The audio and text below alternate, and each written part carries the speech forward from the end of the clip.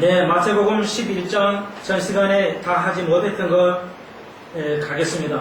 다시 말씀드리지만 복음서를 이해하기가 굉장히 어렵습니다. 쉬운 내용이고 아주 쉬운 언어로 썼지만 그냥 읽는 자에게는 어렵습니다. 오늘 제목처럼 교만한 자에게는 굉장히 성경이 어렵습니다. 그리고 교만한 자에게 하나님을 아는 게 굉장히 어렵습니다.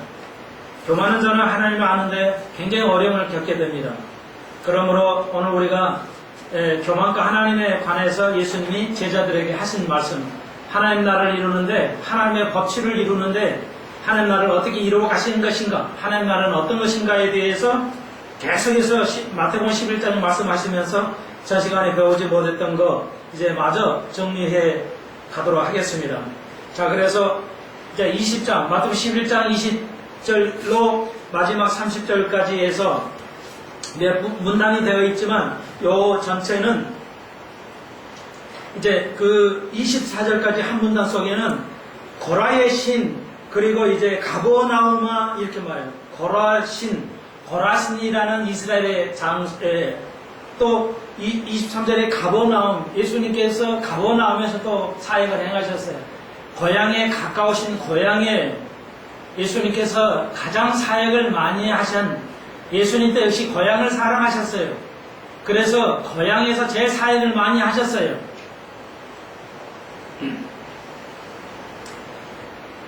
그런데 21절에 보니까 화 있을진저, 이것은 저주하는 겁니다. 화가 있을진저, 저주하는 겁니다. 사랑하라 하셔놓고 왜 이렇게 저주를 하시는가? 그것은 인간의 표현이죠. 뭐예요? 20절로부터 고향에서 권능을 많이 베푸셨지만 그들이 회개하지 않았다는 겁니다. 문제는 오늘 많은 우리나라 교회들이 정말로 하나님의 복을 이렇게 받을 수가 없어요. 여러분 올림픽 보시면 불평등한 그 판정은 의도적인 것이라고 생각할 수 있어요. 한 번이 아니고 순간적인 것이 아니라 계속해서 이루어진 것들이기 때문에 약소민족이 가지는 불평등이라는 것을 보기 때문에 우리가 괴로워하고 아주 그 분노하는 것이죠.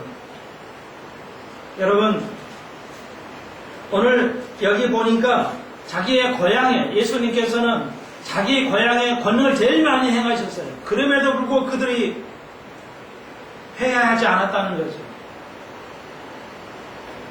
하나님께서 이렇게같이 작은 나라, 이렇게 작은 나라 하나님께서 경제적으로 10대 안으로 들어가고 서양 미국에서 200년의 경제의 대국을 이루었던 그 기간을 우리는 50년 만에 4분의 1을 단축하면서 올림픽에서는 그 5위 안에 들어가는, 지금 4위에 랭크하는 막강한 나라가 되었어요. 이와 같은 축복을 받았음에도 불구하고, 권능을 우리나라에게 주셨음에도 불구하고, 불행하게도 영적으로 볼 때 이 땅의 교회들이 회개치 아니한다는 겁니다. 하나님의 나라에 대해서 너무 불의가 가득하다, 이렇게 영적으로 봐진다는 것입니다. 그래서 어떤 이들은 손 목사는 한국교회 비평하기 때문에 별로 마음에 안 든다. 그렇다면 저는 거기에 대한 반대 의견을 제시해야 될 수밖에 없는데, 그것은 무엇이냐? 우리가 개신교예요. 기독교라는 건 우리가 개신교라고 그래요. 개신교라는 말은 썩 잘 어울리기는 하지만 우리가 붙인 말이고, 원래는 우리 개신교는, 기독교는 개신교라고 그러죠. 신교라고 그래요. 그러니까 개신교는 뭐냐? 부교에서 벗어나온 거예요. 그러면은 올해 그 예수님 이후부터 꾹 내려오는 것을 우리가 보편적 기독, 가톨릭이라고 그래요. 로마 가톨릭 말고요. 그냥 가톨릭 교회예요. 보편적 교회예요. 예수님 사도 이후의 시대의 교회를 보편적 교회예요. 그게 중세기로 오고, 중세기에 와서 이제 르네상스 시대에 와서 이제 개신교가 생깁니다. 1600년에 개신교가 종교개혁을 통해서 기존의 교회를 반대하는 겁니다. 개신교가 어떻게 생겼어요? 오늘 장로교회요, 천주교, 장로교나 감리교나 이런 게 왜 생겼어요? 기존의 교회에 반대하고 생긴 거예요. 비평을 하고 잘못됐다고 생긴 거지, 그냥 생긴 게 아니에요. 그러니까 논리가 없다는 거예요. 우리 모든 한국 교회가 거의 100%가 자고 우리나라 교회는 독립교회가 거의 없어요. 독립교회가 없다고 거의 그냥 그 개신교회예요. 그러니까 다 종교개혁에서 생긴 교회들이에요. 그 종교개혁이 어디서 생겼어요? 기존의 교회를 비평하고 생긴 거예요. 비평 없이 생길 수가 없죠. 불가능하죠. 그러니까 우리들이 남의 교회에 대해서 우리 하나님의 원줄기에 비평해서 잘못됐다고 비평하고 생긴 교회들이 왜 내가 기존의 교회들이 지금 잘못됐다는 거에서 비평을 받아들이지 못하냐. 그 논리가 없다는 거예요. 단지 문화적인 감정. 듣기가 귀찮다는 거죠. 예수님께서 바리새 기존의 교회에 대해 공격을 할 때 그리 바리새인들이 해도 논리가 안 되니까 나중에 뭐예요? 이제 12장에 가보면 마태복음 12장 13절 이하에 가면 저희들이 죽이기를 꾀하는 거죠. 도저히 안 돼요. 말빨로는 안 쓰니까 자기가 논리가 안 되니까 이제 결국 뭐야? 죽이기로 작정하기 시작합니다. 예수님께서 끊임없이 바리새 기존의 종교, 기존의 유대교회와 싸우시면서 갔던 것이죠. 나는 싸움을 좋아하는 사람이 아니에요. 성경 그대로를 가르치기를 원하는 사람이에요. 내가 영적으로 볼 때 요즘의 교회들이 그렇다는 겁니다. 우리나라를 이만큼 축복하셨는데 오늘날 교회 안에는 뭐예요? 회개치 하는 회개라는 것이 사라져버렸다는 것입니다. 이 귀한 교리가 기독교는 회개해야 하는 종교입니다. 회개해야 부흥하는 겁니다. 수가 많아야 부흥하는 것이 결코 아닙니다. 우리 속에 있는 더러움을 씻어내는 회개가 많이 그것만이 참 기독교예요. 예수님께서 하나님 나라에 회개라는 것이 하나님의 나라의 하나의 요소예요. 그런데 그 고라신과 가버나움 예수님의 제2의 고향인 그런 곳에서 권능을 제일 많이 행하는데 그들 회개하지 않았다는 아이러니가 여기서 드러난다는 겁니다. 가정을 그 고향을 사랑하셨기 때문에 예수를 고향을 사랑하셨어요. 그러므로 거기다 제일 많은 권능을 했는데 그들 회개하지 않았다는 거죠. 이게 딜레마에 빠져서 예수님도 고라시나 파했을진저 베세다요. 베세다 어디 예수님이 사셨던 곳이에요. 사역을 했다는 곳이에요. 거기서 모든 권능을 행하는데 두로와 시돈이 행했던 것이었다면 저희가 배옷을 입고 제했을까. 그러니까 두로와 시돈은 이방인의 딸이에요. 그러니까 거기에다가 그만큼 권능을 했다면 죄를 뒤엎고 회개했을 때는 말이야. 어찌된 일이냐. 나의 고향이라고 권능을 제일 많이 행하는 곳에서는 내가 하나님의 나라에서는 회개가 없다는 걸 요즘에 교회들에서 회개를 들어보십니까? 요즘에 부흥 속에서 회개를 들어봐요? 가슴을 치고 회개를 들어보세요? 없어요.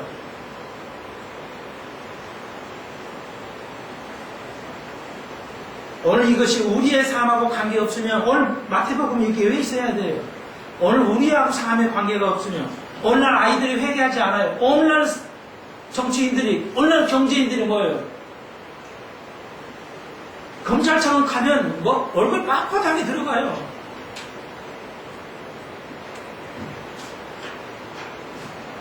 두로와 시돈이 어디예요? 이방 땅이에요. 이게 옛날에 이루어진 거예요. 두로와 시돈이 옛날에 이루어진 것입니다. 옛날 도시에 지금 예수님 시대에 없던 도시예요. 있기는 했지만 상관이 없는 도시예요. 이방 땅이에요. 그리고 24절 보십시오. 23절에 가버나움은 네가 하늘까지 높아지리냐. 그러니까 가버나움이 아주 작은 동네예요. 그런데 교만에 빠져서 예수님이 축복을 해줬더니 말이에요. 병도 없고 축복을 줬는데 가버나움은 아주 벨볼이 있는 땅이에요. 그런데 그 마을이 뭐예요? 하늘같이 교만해졌다는 거예요. 그래서 예수님께서 음부에 네가 하늘까지 올라지겠느냐? 음부까지 내려 낮아지리라. 내게서 행한 모든 권능을 소돔에 행했다면 그 성이 오늘날까지 있었으리라. 소돔이 옛날에 아브라함 때 했잖아요. 그러니까 과거 얘기하는 거예요.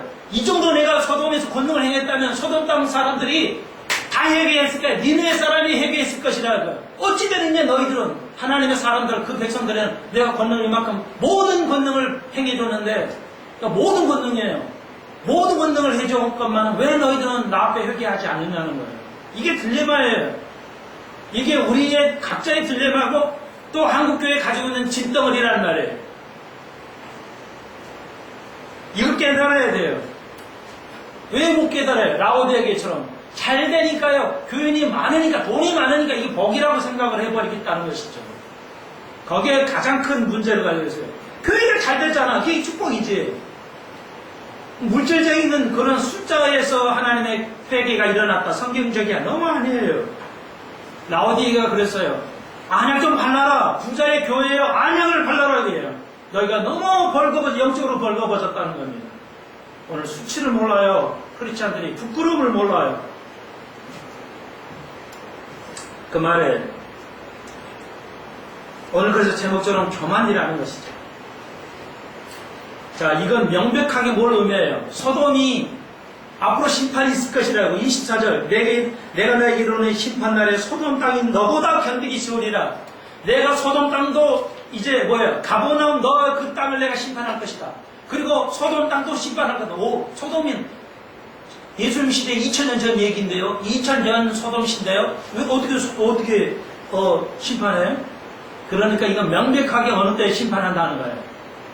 천년 왕국 전이에 후에. 천년 왕국 전이에 후에요.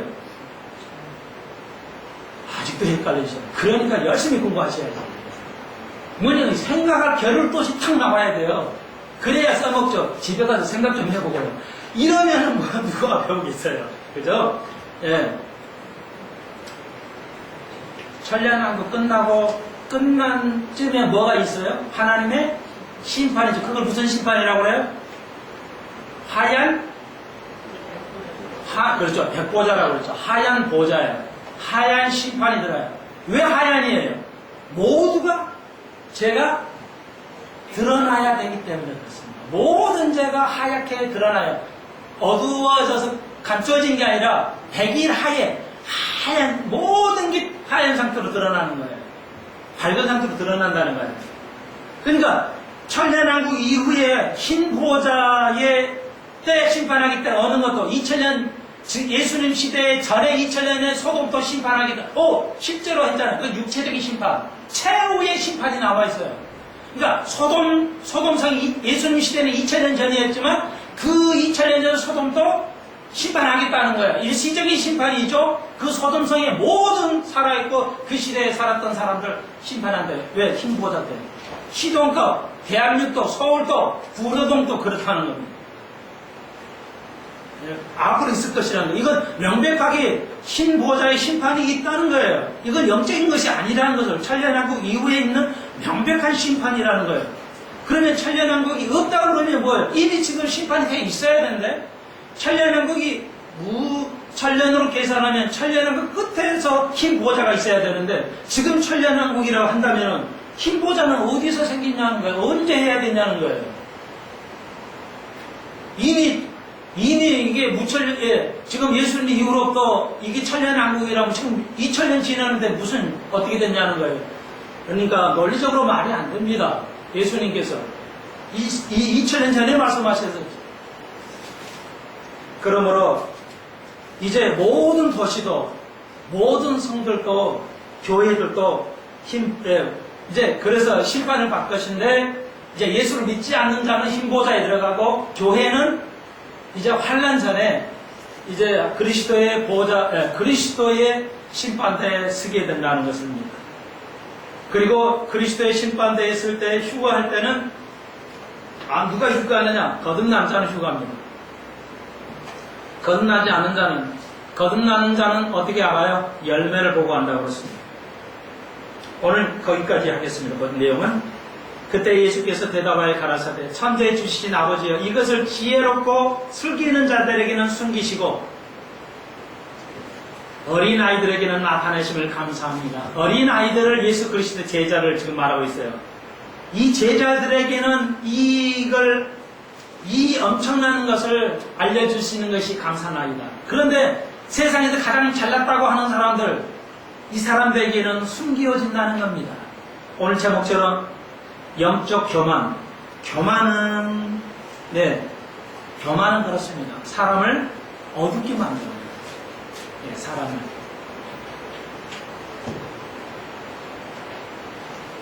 지금의 잘못한 국가를 망가뜨리고 그게 뭐예요? 다. 그러니까 오래전에 우리가 IMF 맞을 때요. 어떻게 됐어요? 긍정적인 거였어요.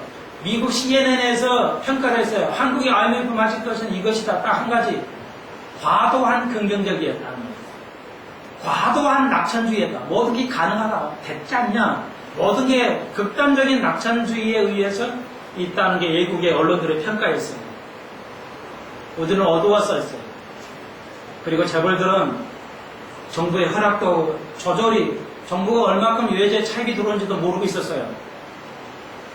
그런데 그냥 빚더미에 그냥 600% 넘는 빚더미에 자산가치의 600%의 자산의 빚을 정부가 재벌들이 냈어요.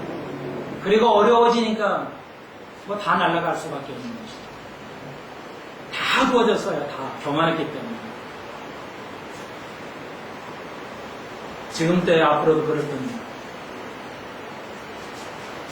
슬기롭고 지혜로운 자, 가진 자, 능력 있는 자는 어두워질 것이다. 숨겨질 것이다. 이 지혜들이, 심판의 지혜들이 숨겨질 것이라는 것입니다.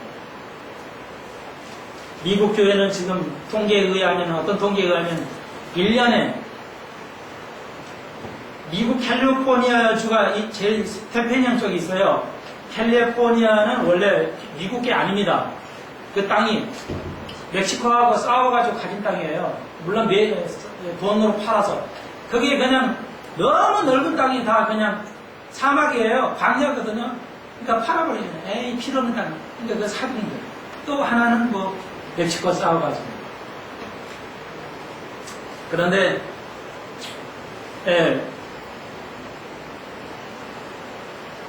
제가 무슨 말 하도 잊어버렸네. 갑자기.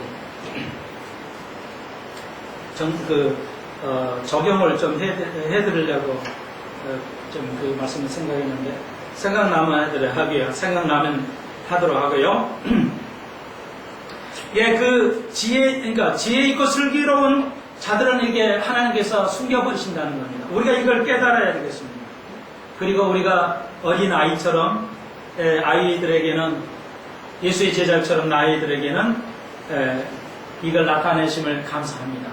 우리가 영적으로 교만해지지 않아야 됩니다. 우리가 영적으로 교만하면 어두워진다는 것이죠. 여러분, 그러면 영적 교만이나 교만을 어떻게 알까요? 오늘 제목처럼. 예를 하나 들어볼까요? 적용을 시켜드리면요, 이런 게 있어요. 아마 여러분도 다 느끼실 거예요. 이런 거예요. 그렇다면 내가 교만하지 않다 이런 얘기가 될 수 있는데 그런 건 아니고요. 그냥 여러분이 적용을 해드리고 싶은 거니까 여러분 나름대로 이해를 하시면 좋겠어요. 그러니까 제가 설교는 굉장히 세게 하죠. 이건 그대로 그냥 하나님의 말씀을 깊게 또 세게 다루어요. 아주 목사답죠, 사실은. 과감하지 않고 양심적으로 그냥 설교를 해요. 그런데 보통은 어때요? 아주 좀 못나고 그냥 이렇게 약하죠. 어떤 면에서는 순수할 수도 있지만 그 설교자의 권위가 없어요. 제가 보통 삶에서는. 그래서 가끔 이제 왜 설교하고 삶이 다르다고 그러는데, 여러분 이겁니다. 그 재판할 때만 판사를 해야 돼요. 근데 그 판사 권위를 나와서도 일반 삶에서도 판사 행동을 하면 안 돼요. 그럼 교만한 거예요. 이해하시겠어요? 그러니까 대형교육 목사가 그만한 권한이 있어요. 권위가 있단 말이에요. 근데 그대로 사회생활을 그렇게 나타내면 교만해요. 그건 기독교 아니에요. 그러니까 의사가 그냥 그 치료할 때만 의사도 그 권위를 가져야 돼요. 그런데 나와서는 삶 살 때는 하는데 뭐예요? 정치인들이 마찬가지예요. 국회의원들이 보통 나와서는 아니에요. 섬겨야 돼요. 국민들을 섬겨야 돼요. 국민들은 뭘 원하는 건지 섬겨야 돼요. 국회에서 그 일을 할 때는 그 권위를 가져야 돼요. 근데 오늘 한국 모든 국민들이 그 일을 못해요. 여러분, 그러면 안 돼요. 그건 교만한 겁니다. 이대로 이렇게 그 분야에서 할 때는 권위를 하지만 평상시에는 낮아져야 돼요. 그렇지 않으면 하나님께서 이 땅에 예수님으로 성령신 하셔야 할 이유가 없어요. 그건 기독교가 아닙니다. 왜 하나님께서 하나님의 권위로서 살지 않았을까? 예수님께서 말씀하실 때는 권위가 철철 넘쳤어요. 예, 바리새인들이 그 말대꾸도 할 수 없는 정도로 완벽한 논리를 내세웠어요. 그런데 그의 삶은 뭐예요? 예, 내가 머리 둘 것도 없었고 그의 삶은 항상 거지들과 함께고 병자들과 함께 삶을 살았어요. 그게 참 진리예요. 오늘 다 가졌다고 그래 계속 가지는 삶을 살면 안 돼요. 이건 교만한 겁니다. 교만하면 하나님 나라를 몰라요. 우리 교회는 거의 그런 사람 없지만요. 어떤 쪽에 성공했다. 상당히 거기에 있다. 그것이 평상시 계속 유지되면 안 됩니다. 낮은 자리로 임하고 그리고 그 일을 감당할 때 그 권위를 가지고 있어야 됩니다. 그래서 우리가 배웠잖아요. 오늘 오전에 안 했어요. 너무 제가 더워가지고 나도 예배 방해가 되는데. 그래서 일은 이로, 눈은 눈으로 하라고 했어요. 모세 시대에는. 오늘날 그렇습니다. 그러니까 그걸 적용할 때 그게 굳지 않게 해야 돼요. 판사는 어떻게 해야 돼요? 10억에 100억을 뇌물로 가졌다. 횡령을 했으면 그 배 이상은 벌금을 내야 되게 해야 돼요. 그리고 사회봉사를 언도해야 되는데 뭐 2년 유예, 3년 유예 이렇게 해가지고 그냥 사회봉사만 하고 그냥 나오게 하는 거 이건 절대 잘못이에요. 그들로 자신은 잘못하지 못하도록 더한 벌을 주어야 되는 것이에요. 그게 모세의 정신, 법절신이거든요. 오늘 가정도 마찬가지. 아이가 잘못했으면 잘못한 대가를 치르게 해야 돼요. 교회가 잘못한 교인들 잘못한 죄의 대가를 치르게 하고 용서를 해줘야 돼요. 여러분이 남편이 때렸어요. 그런 남편은 집안에 들여놓으면 안 돼요. 적용입니다. 그런 아내를 때릴 정도의 남편이면 집에 들여넣어 보이면 안 돼요. 왜? 아내를 때려 했다는 것은 그거에 대한 벌로 뭐예요? 경찰을 불러야죠. 경찰을 불러서 그건 10m 이상으로 저 집에 접근하지 못하도록 해야 돼요. 그랬는데 우리는 용서해야 돼요. 마음으로는. 저 악질 때문에 내가 안 되겠어. 마음은 용서해야 돼요. 우리가 마음은 용서하되 죄의 대가를 지불하게 해야 돼요. 그래야 그게 하나님의 나라예요. 우리가 그걸 배우고 있어요. 그런데 왜 이런 것이 어두워지는 거냐? 여러분이 자녀에 대해서 어떠한 징치도 안 한다면 안 돼요. 징치할 능력도 없어져 버렸지, 요즘은. 부모가 하도 잘못하니까 자식에게 말할 능력도 없어져 버린 시대예요. 상실의 시대죠. 예수님이 그렇게 살지 않으셨어요. 오늘 20절째 보시면 내 아버지께서 모든 것을 내게 주셨으니 아버지에는 아들을 아는 자가 없다는 거예요. 아는 자가 없어요. 왜? 문맥상 보니까 교만하니까 그래요. 우리가 영적으로 어린아이 같지 않으면은 아버지를 알 수가 없어요. 예수 그리스도를 알 수가 없어요. 교회 아무리 다녀도 기도 아무리 해도 기도의 응답은 우리가 온전할 때 이루어지는 것입니다. 여러분. 온전하지 않는 상태에서 기도에서 이루어진 사람이 없어요. 엘리야의 기도, 비를 내리기도 안 내리기도 하는 엘리야의 기도, 엘리야가 얼마나 완벽한 사람이었어요. 하늘로 승천한 사람이에요. 기도는 뭐예요? 양으로 응답되는 게 아니에요. 기도는 내가 어떤 사람이냐에 따라서 응답이 되는 겁니다. 이렇게 중요한 거예요. 그냥 덥다고 그냥 춥다고 그냥 대충 기도하고 예배 드리고 그래야 성지는 것이 아니에요. 진리는 침노하는 자의 거예요. 침노해야 돼요. 하나님 나라를 침노해야 돼요. 그걸 알기 위해서 고생 노력해야 되는 거예요. 오늘 목회자들이 얼마나 편하게 해요. 얼마나 편하게 해요. 하나님의 말씀을 연구하지도 않고 양무리를 치려고 한단 말이에요.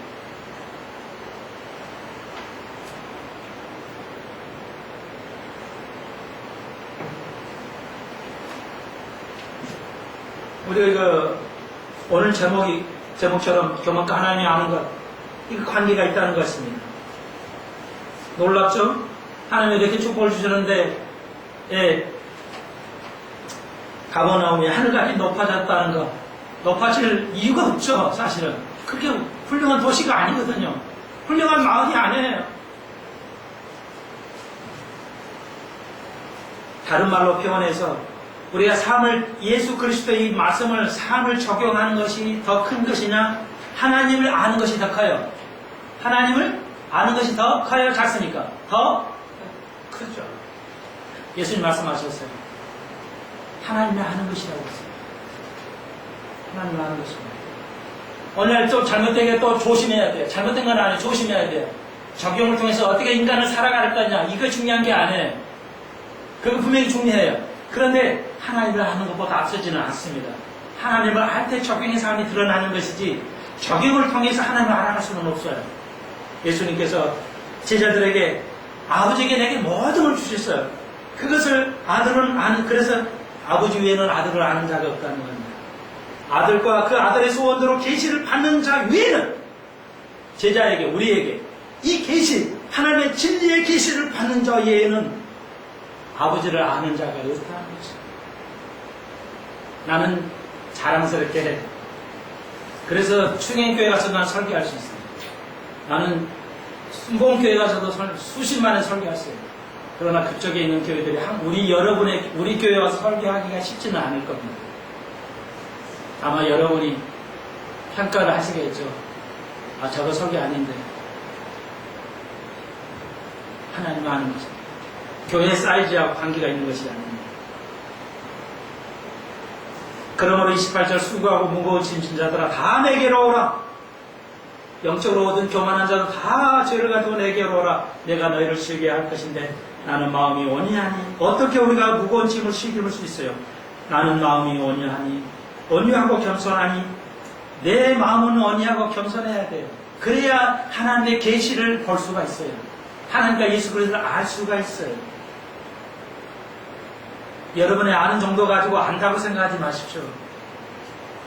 우리가 아는 정도에 가지고 하나님과 예수를 안다고 생각하지 마십시오. 오늘날 이게 현대 크리스천들의 제일 큰 맹점이에요. 영적 교만했기 때문에 내가 안다고 막 영어 이렇게 책을 써내고 이렇게 해요. 그래서 더운데 오늘 휴가는 그냥 서점에 가서 그냥 몇 시간 있다. 그 많은 책을 들어와도 살 책이 없어요. 읽을 책이 없어요. 그냥 집에는 나와야 되겠어요.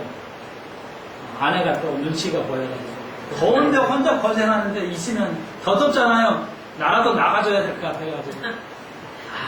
시원한 데 가야 되는데 형편이 또 안 맞을 거거든요. 멀리 또 그 서점을 또 가요. 읽을 책이 없어요. 하나님, 이게 다 필요가 없네요. 성경에 관한 책이 아니잖아요. 내가 좀 읽어야 되겠는데.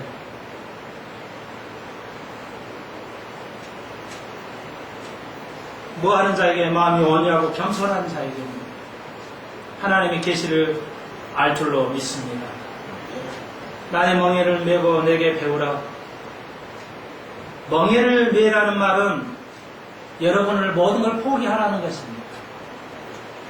여러분이 모든 걸 포기하는 겁니다. 두 손 들고 항복하라는 겁니다. 그러면 너의 마음이 쉼을 얻으리니, 다시 말해서 하나님의 나라를 알게 될 것인데, 그 이유는 내 멍에는 쉽다, 내 짐은 가볍기 때문이다.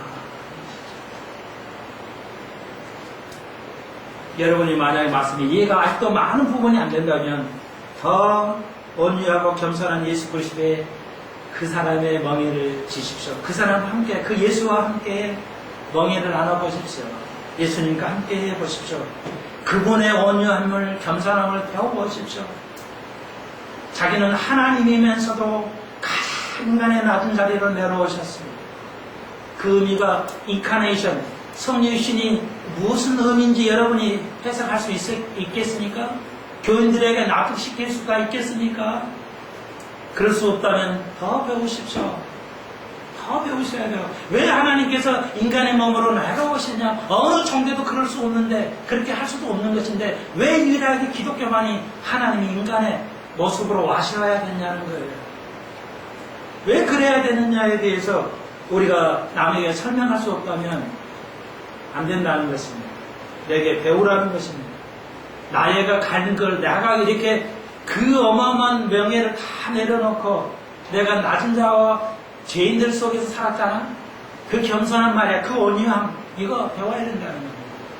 이거 깨달아야 된다는 거죠. 이런 자가 아니면 아버지를 모르고 나를 모른다. 하나님 주신 하나님 말씀을 이해하지 못한다는 것입니다.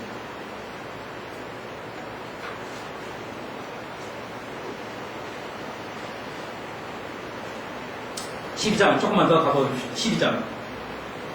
마태복음 12장입니다. 그때 예수께서 이제 12장에는 뭐냐면 안식일에 대한 문제 가지고 예수님하고 바리새인이 싸워요. 그러니까 다른 말로 말하면 안식일은 모세로부터 2000년 동안의 그 관습이란 말이에요. 오전엔 제가 문화라고 설명했는데 관습이에요. 그러니까 안식일을 지켜야 하는 관습이 있어요. 유대인들에게만. 이게 주일은 아니에요. 그런데 오늘날도 계속 이걸 주일로 착각가지고 아주 강요하는 교회들이 많이 있죠. 그런데 이걸 여러분 익히 아시니까 오늘 안식일을 가지고 얘기했어요. 안식이라는 걸 하나만 가지고 이스라엘 바리새인하고 예수님하고 논쟁이 벌어진 겁니다. 끝없는 싸움을 하는 겁니다. 다른 측면에서 볼 때 다시 관습이에요. 그래서 올바른 관습은 우리가 보존해야지만 나쁜 관습은 버려야 돼. 그게 하나님의 나라예요. 예수 믿고 구원만 받았다. 이게 하나님 나라가 아닙니다. 문화를 바꿔야 돼요. 세상을 바꿔야 됩니다. 그게 하나님의 나라입니다. 그러기 위해서 이 땅에 하나님 나라를 세운 거거든요. 그러니까 안식일이에요. 안식일 날 때 했어요. 예수님께 제자들이 배가 고파서 이삭을 잘라 먹었어요. 그랬더니 바리새인이 씹각 보고 와가지고 예수님에게 말하죠. 당신은 안식일 날 제자들은 일을 하네? 곡식을 잘라 먹는 거에 대해서 이렇게 딱 대고 말하니까 예수님께서 한 3가지로 예를 드셨어요. 3절 보십시오. 다윗의 얘기하죠. 다윗이 피난가다가 배고파가지고 제사장만 먹는 그 떡이 있어요. 떡이 그 12개의 떡이 있어요. 근데 12개의 떡은 서서만 먹게 되어 있어요. 근데 제사장이 서서 먹게 있는 떡을 먹어버렸어요. 다윗이. 그러니까 이건 제사장만 먹는 떡이에요. 감히 왕도 못 먹어요. 그러니까 오늘날 제사장, 목사들은 굉장히 그 권위가 대통령만하게 권위가 있다고 생각을 해요. 이거 엄청난 착각이에요. 우리는 구약 시대의 제사장이 아니에요. 이미 남녀노소 불구하고 우리 모두가 베드로가 우리가 왕같은 제사장이라고 했어요. 이미 영적으로 왕같은 제사장이에요. 따로 목사라는, 여러분 제가 목사라는 거 별로 안 좋아해요. 평신도하고 목사를 그렇게 구분해서 쓰세요. 우리나라 아직도 개신교들. 평신도하고 목사를 구분하면 안 됩니다, 여러분. 이건 가톨릭에서 신부하고 평신도 구분하듯이 목회자는 제사장이니까 누가 목사만 제사장이라고 그랬어. 평신도하고 목회자를 나누면 안 돼요. 저도 평신도입니다. 그런데 한국 사회에서는 아직 이해를 못하기 때문에 목사라는 타이틀을 쓸 수밖에 없는 거예요. 그러나 원체 직업은 목사가 아니고요. 성경 선생입니다. 바이블 티처라는 거 소리를 듣고 싶어요. 평신도로서 이 사역을 하는 겁니다. 우리에게는 하나님 앞에는 다 하나님의 성도들이지 그 구분하는 게 없습니다. 목사의 성직이 있고 여러분이 평직이다. 얼토당토하는 이야기입니다. 왜 그럼에도 불구하고 이것이 빡 퍼져 있을까요? 이렇게 무서운 거예요. 관습이라는 게. 한번 잘못 가르쳐지면 퍼져버리면 무서운 겁니다. 이런 것이 수백, 수천이라고 그랬죠, 제가.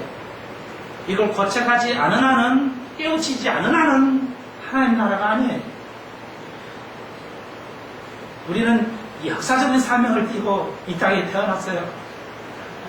이거 하나님 나라를 거치고 세워야 할, 바르게 잡아야 할 의무를 가지고 태어난 것입니다. 그저 교회 다니는 것이 아니에요. 여러분 아시잖아요. 그 문화를 생각을 해봐야 돼요. 그래서 똑같은 겁니다. 우리는 성직, 여러분 또 성직이에요. 다 성직이에요. 교회 일을 할 때는 성직이 아니라 세상 일을 하는 게 다 성직이에요. 하나님이 만드신 거예요. 하나님 만드는데 무슨 성직이지, 무슨 하나님만 안 만들었어요? 세상 모든 제도가 하나님 만드신 거예요. 그래서 권위적이어야 되고 더 높은데 높게 보이고 그렇게 하지 말라고 했어요. 그러니까 우리가 광야에서 지나갈 때 뭐예요? 이제 요단강을 건너갈 때 뭐예요? 제사장에서 국민들이 밖에서 뒤에 떨어져 가라 이러죠. 거기까지 오늘 길어지니까요. 오늘 조금 줄이면서 가보겠습니다. 그래서 다윗도 먹었어요. 다윗이 제사장만 먹는 거, 감히 왕도 못 먹어요. 제사장 먹는 거. 구약 시대는요. 네, 배고픈 것이 우선하다는 거죠. 그게 기독교입니다. 그렇기 때문에 예를 들어 그래서 그게 주인이 누구냐? 안식일의 주인이 누구냐? 예수라고 18절에서 얘기하시면서 세 가지 예를 들었어요. 내가 그렇다면 내가 안식일의 주인이라는 거예요. 내가 다윗과 같이 할 수 있다는 겁니다. 왕으로서 할 수 있다는 겁니다. 그리고 제사장처럼 할 수 있다는 것입니다. 5절에 그러니까 제사장이 뭐예요? 토요일날은 안식일은 제사장이 쉬어야 되거든요. 안식일은 제사장이 제일 바빠요. 뭐 해야 되니까. 다 쉬라겠는데 제사장은 일을 해야 돼요. 그러니까 딜레마이잖아요. 딜레마에 빠져버린 거예요. 바리새인들이. 쉬어야 되는데? 그러면 제사장이 쉬었냐 안식일날? 제일 바빴다 이거야. 그러니까 또 예수님이 제사장 주인이라는 거예요. 제사장이에요. 대제사장이에요. 예. 그러니까 목사가 주일날 제일 바빠요. 예, 목사의 설교가 아무리 죽어가다요. 설교 하나면 그냥 팍 일어나가지고 설교합니다. 그게 목사의 그 정신이에요. 아무리 죽어가도요. 설교 하나면 그냥 정신 마저 차려져요. 그리고 하나님 말씀 그대로 담대하게 전해야 됩니다. 가장 완벽한 이론을 가지고 하나님 말씀 진리를 전해야 돼요. 재미있게 농담당하면서 농담 있게 하면서 그렇게 설교하는 게 아니에요. 가장 완벽한 지식을 가지고 그들 하나님의 말씀을 성도들에게 양에게 먹여야 된다는 것이죠. 그리고 세 번째, 성전보다 더 큰 이가 여기 있다. 그러니까 성전보다 더 큰 이가 중성태를 썼어요. 그러니까 이건 하나님의 사람을 말하는 게 아니라 하나님의 예수의 사역을 만든 성전의 그 사역보다 내가 사역이 더 크다는 거죠. 예수님의 사역이 더 크다는 거죠. 그래서 나는 자비를 원하고 제사를 원치 아니하노라. 오늘 여기까지 해야 될 것 같은데요. 그렇죠? 30분에 시작했나요? 예. 여러분, 우리가 다시 한번 살펴보고 있어요. 같은 말씀이기 때문에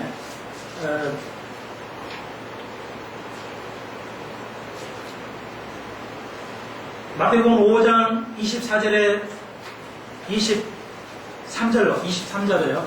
뒤에 다시 요것만 복습하고 마치겠습니다.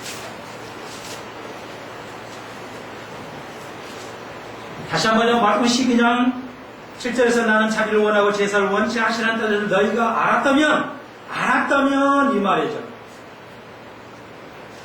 그러니까 가정법을 썼어요. 알았다면 무죄한 자의 죄를 정치 아니하으리라. 이 말씀을 우리가 배웠죠. 그런데 마태복음 5장 24절을 보십시오.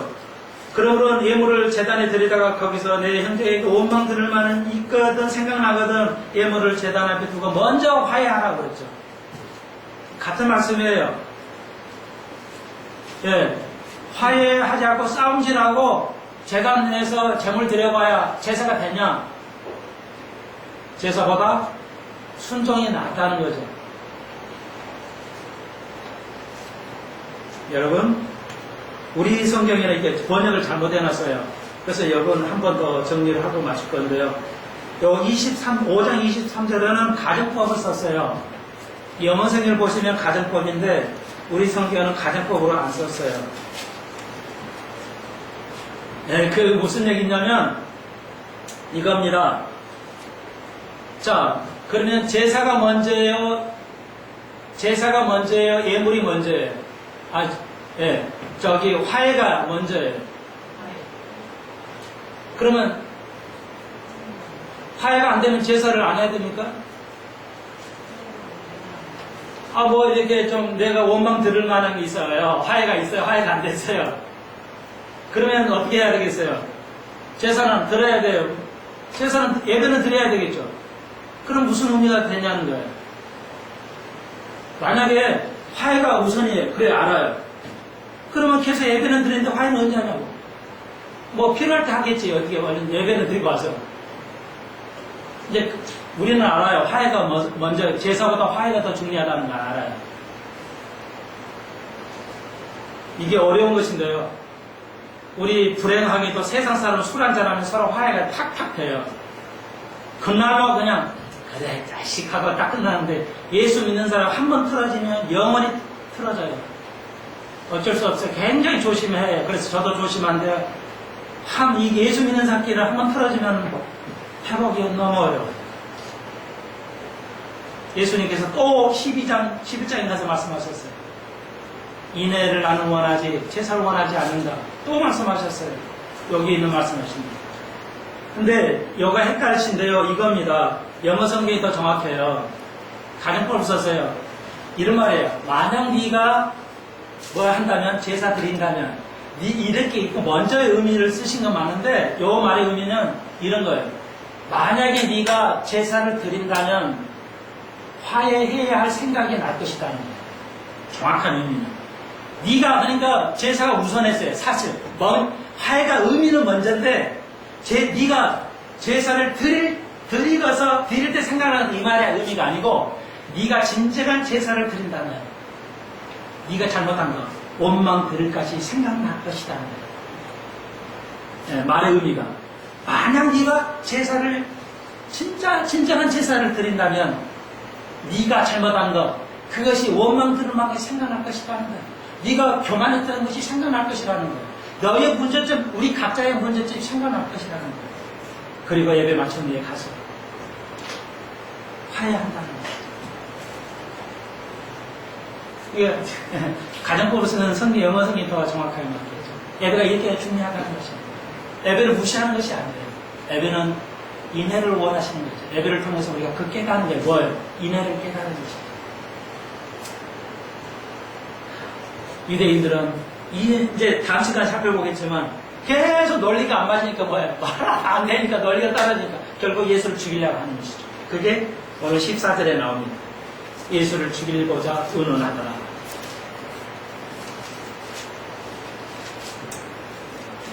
오늘 이번 주도 굉장히 덥다고 하고 9월 초까지도 간다는데 여러분 오늘 이 말씀 드리고 우리가 깨닫고 내가 형제들에 대해서 또 사람들에 대해서 무엇인가 원망 들을 만한 것이 있고 화해가 안 되어 있다면 우리 한번 겸손한 온유한 예수님을 배우고 예수님 마음을 품어서 어린애 아치 돼서 하나님을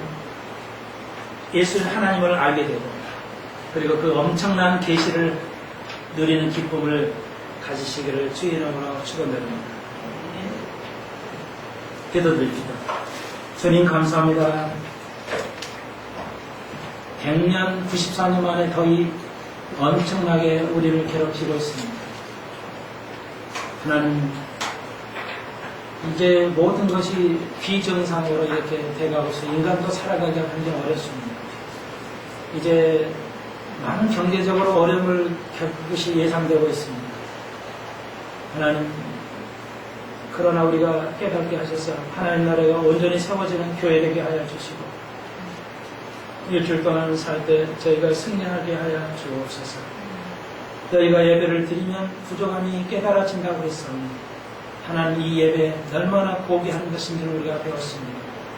하나님 그러므로 우리가 이걸 깨달아 삶을 살 수 있는 귀한 저희들 되게 하여 주옵소서. 예수님의 이름으로 기도합니다. 아멘.